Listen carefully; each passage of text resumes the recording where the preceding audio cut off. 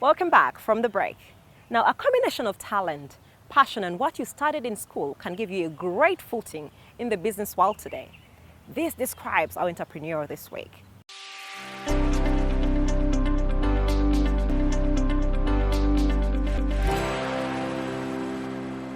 I started up something like this because I looked basically into our field of art, and I looked at it, how many artists we have in the business world. Many are hidden in their corners. They do one piece, two pieces, exhibit, wait for an exhibition.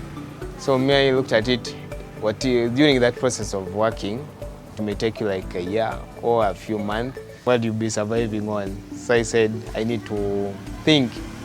Like, you look at artists are really great thinkers, and we can create jobs and work with others.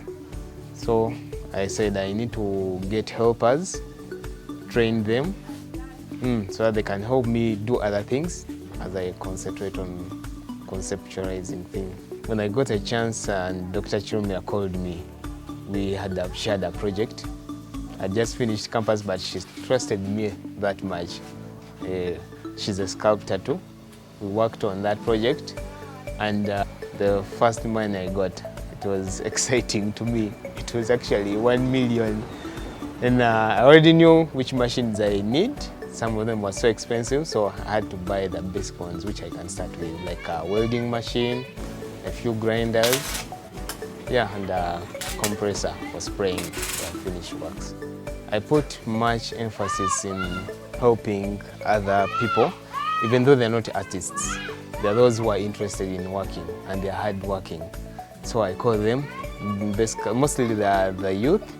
Others are married women around from the community.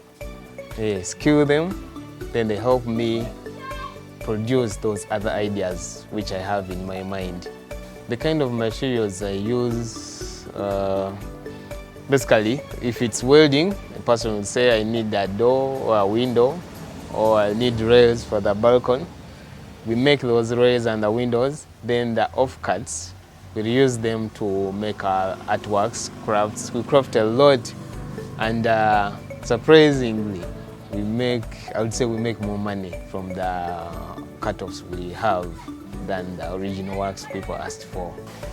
What sets me apart from other people, other entrepreneurs who are in the same field, is, I would say, being original and using the cheapest material close to me. The kind of clients that I have, actually at the moment, I'll say I'm happy. I'm getting the clients I was aiming at. Those who have restaurants that are African, and many of them have just contacted me from other clients I've worked for. They love the uniqueness that I have in my works. Some of them are from hotels, would say like the Steel Hotel. Would say there's Ndere Center. I've tried to get at least most of the tools that I need, and the people to help me use those tools, because I can't use all of them myself. And I've opened up other work studios where I work from, because I can't do all the work here. Here I basically do artworks and metalworks. Then I have another studio in Intinda that does furniture. There are also other people who I work with. To those who are coming out of school, they should think, and they should start with the cheapest they have. Because it is interesting when you make an artwork or when you make a craft, and even though they don't buy it immediately, it won't be so painful because you didn't put in much. Or what you need most is you yourself, your brain, and you already have that. You come out of campus when you're skilled.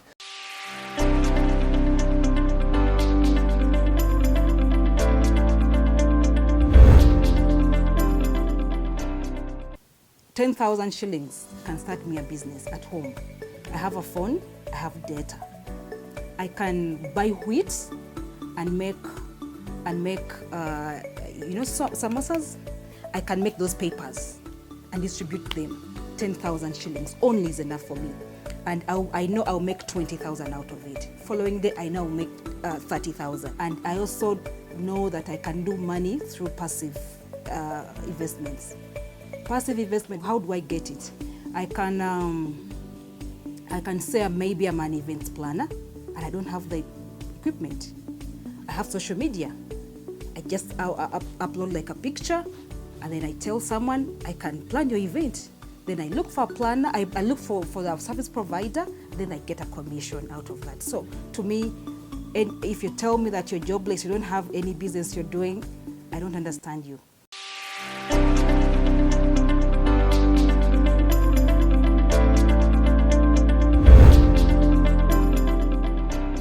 There's been a spike in the number of people that have gone into content creation today.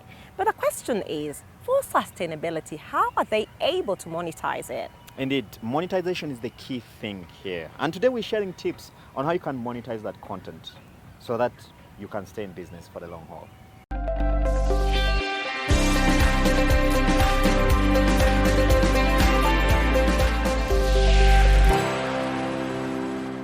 What we need to know before you post anything to get money out of it, you have to have a goal. What is the goal that you need to make sure you get monetary value out of it? So if you have content, maybe let me say anything, like even if you're selling something online, advertisement is very good and helps. In advertisement, you have so many ways you can advertise. There is forced advertisement, there is native advertisement. Forced advertisement, for example, people who are always online, let me say Facebook, Twitter, you see those things that come and pop up when you don't know. That's what we call forced advertisement. Those pop-up banners, they help the other person, the owner of the content, to reach out to people through those sponsorships. So for the native is whereby one likes the content and it's put on the page for you to see it willingly. You will get visibility of what is in the content, you check it out. Many of you have seen the Glovo ads, the Jumia ads. That kind of advertisement is good for content. And the other is subscription. You can tell people to subscribe to your channel, to subscribe to your pages, for them to give you something out of it. Many people charge. It's according to what you want and what your content is about. On YouTube, we use Google AdSense. For Google AdSense, you get paid. For example, there is CPM, CPC, Click Per Pay. So every time someone clicks on that link, there is monetary value attached. For example, like $2, $1. Sometimes you can even get $1,000 out of it. So it depends on the numbers that you're going to get. Many people like free things. So in our third world countries, all of us don't want to pay for anything online because we think it is deemed unnecessary. But how can we control that and you get your content to have a monetary value on it? There's what we call a metered paywall, whereby in case I'm accessing a website or anything for free, I can block you from accessing what I'm showing you unless you subscribe or you pay. Also, there are donations. For donations, many people are using blogs to get donations from people. For example, you can put up a content talking about anything, whether it's community-based or political or anything, but then at the end, I'll ask you to donate something for the cause. So that's a way of getting content to be monetary and also gaining something out of it. If you're a musician, there are so many platforms you can use to get your music move and you get paid. For example, we have iTunes, we have Spotify, we have AudioMark, we have Tidal, we also have 1RPM. This is 1RPM. You put your music there, it's a monetary tool that, as you can see, this is a dummy that I'm showing you. The account balance is 0, but over time, if you get the numbers and so many people are viewing, you can get the money. You can always see on your dashboard how you can get content, any content that you put. They give you graphs on how to see what is happening, where, which country, how many people are doing what. So in so many cases, you can You can find this and control what is being viewed. You can remove, you can do whatever you want on your content as long as it's for the benefit of you.